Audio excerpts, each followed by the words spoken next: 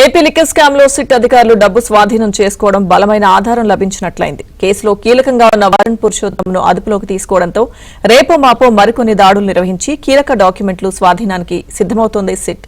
దీనికోసం హైదరాబాద్ లో 4 బృందాలు పనిచేస్తున్నాయి.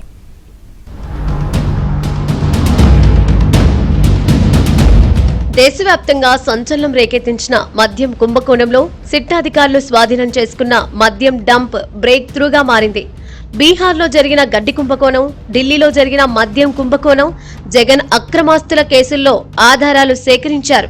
కానీ ఎక్కడా కూడా డబ్బు స్వాధీనం చేసుకోలేదు. తొలిసారిగా సిట్ అధికారులు 11 కోట్లను స్వాధీనం చేసుకోవడం సంచలనంగా మారింది. డబ్బుతో పాటు కీలక నిందితుడు వరుణ్ పురుషోత్తమును పోలీసులు అదుపులోకి తీసుకున్నారు.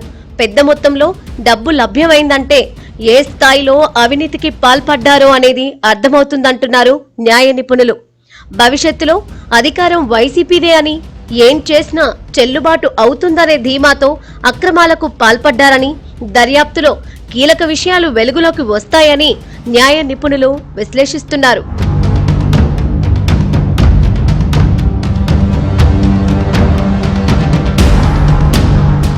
మనీ డంపును స్వాధీనం చేసుకోవడంతో లిక్కర్ స్కామ్ ఎపిసోడ్ మరింత బలాన్ని చేకూర్చిందంటున్నారు సిట్ అధికారులు. మరోవైపు ఒకే ప్రాంతంలో ఇంత నగదు దాచారంటే ఏపీలోని తాడేపల్లి, హైదరాబాద్లోని 7, దుబాయ్లోని డెన్లో ఎంత దాచిపెట్టారనే దానిపై సిట్ కూపిలాగుతోంది.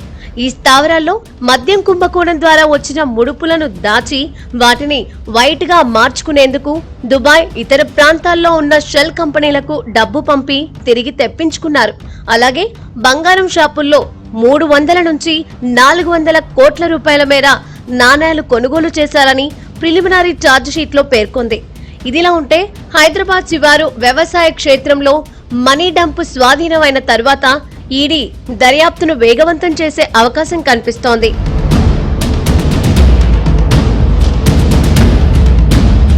ఏపీలో జరిగిన మద్యం కుంభకోణం భారతదేశంలో అతిపెద్ద లిక్కర్ కుంభకోణం అనే విషయం సిట్ దర్యాప్తులో రోజురోజుకు బలపడేలా ఉందని న్యాయ నిపుణులు అంటున్నారు.